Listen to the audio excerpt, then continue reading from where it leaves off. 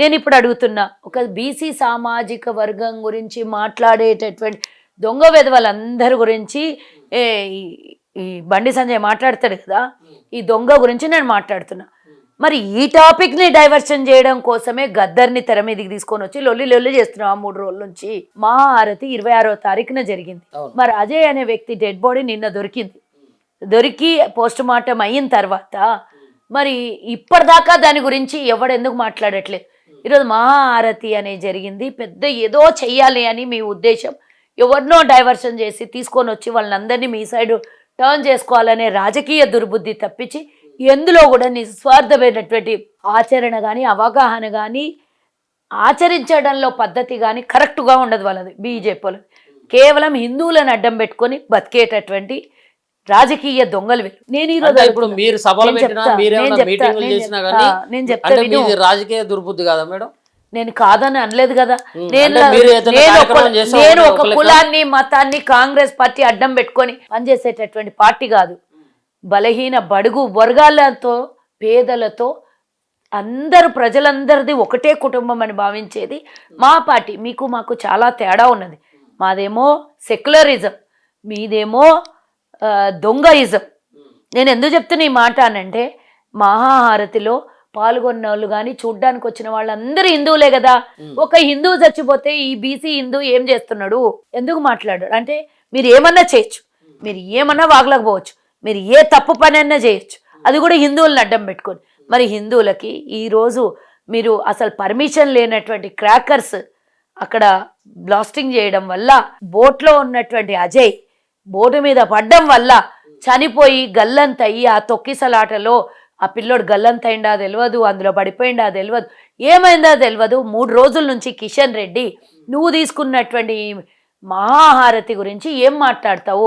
Permission లేని పని ఏం చేసినావు?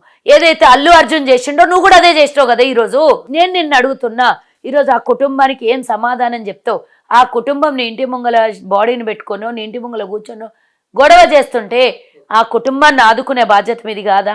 ఎవడూ కావాలని చెయ్యడు, కానీ జరిగిన దాని గురించి మాత్రం చిత్తశుద్ధి లేదా మీకు? అసలు అక్కడ మీకు ఫైర్ చేయడం కోసం పర్మిషన్ లేదు, ఫైరింగ్కి పర్మిషన్ లేదు, క్రాకర్స్ ఫైరింగ్కి పర్మిషన్ లేదు. మీరు పర్మిషన్ అన్న తీసుకొని ఉండాలి, దానికి తగు జాగ్రత్తనన్నా తీసుకొని ఉండాలి. బోట్లో కూర్చున్నటువంటి వ్యక్తి మీద ఫైర్ అయి పడిపోయిన తర్వాత మీరు ఏం చిత్తశుద్ధి ఉంది మీకు అని అడుగుతున్నాను.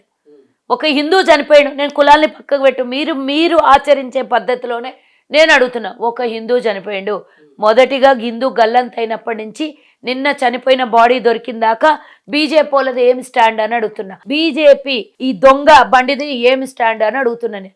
ఈరోజు ఆయన హిందూగాడ, ఆ కుటుంబంలో వ్యక్తి చనిపోతే ఆ కుటుంబాన్ని ఆదుకునే బాధ్యత మీది కాదా? వాళ్ళ కుటుంబానికి ఎక్స్గ్రేషియా ఇయ్యొద్దా? వాళ్ళ కుటుంబానికి అండగా నిలబడొద్దా? ఆ కుటుంబం అన్యాయంగా దేవుడి హారతికి వచ్చి పిల్లోడు చనిపోతే ఆ కుటుంబానికి సమాధానం మీరు చెప్పరా? వాళ్ళ గురించి మీరు మాట్లాడరా? మీ ఇంటి దగ్గర వచ్చి వాళ్ళు ధర్నాలు చేసినా కూడా ఇంతవరకు బయటకు వచ్చి కిషన్ రెడ్డి ఒక్క మాట మాట్లాడట. మరి ఇప్పుడు గవర్నమెంట్ ఏం పట్టించుకుంది మేడం? మీ కాంగ్రెస్ సర్కార్ ఏం పట్టించుకుంది? ఇప్పుడు పోలీసు వాళ్ళని అడిగితే ఆ కుటుంబ సభ్యులు ఎఫ్ఐఆర్ చేయండి అంటే షిప్పులు కాలిపోయిందని చెప్పేసి ఎఫ్ఐఆర్ చేసినాం, కానీ ఈ విషయం గురించి అయితే ఎఫ్ఐఆర్ చేయనట్టు ఉండే పరిస్థితి. దీనికి ఏం చెప్తారు మీరు? నేను కూడా ఈరోజు మా ప్రభుత్వానికి విన్నవించుకుంటున్నా, ఈ దొంగలు చేసే తప్పుడు పనులకి క్షమించొద్దు.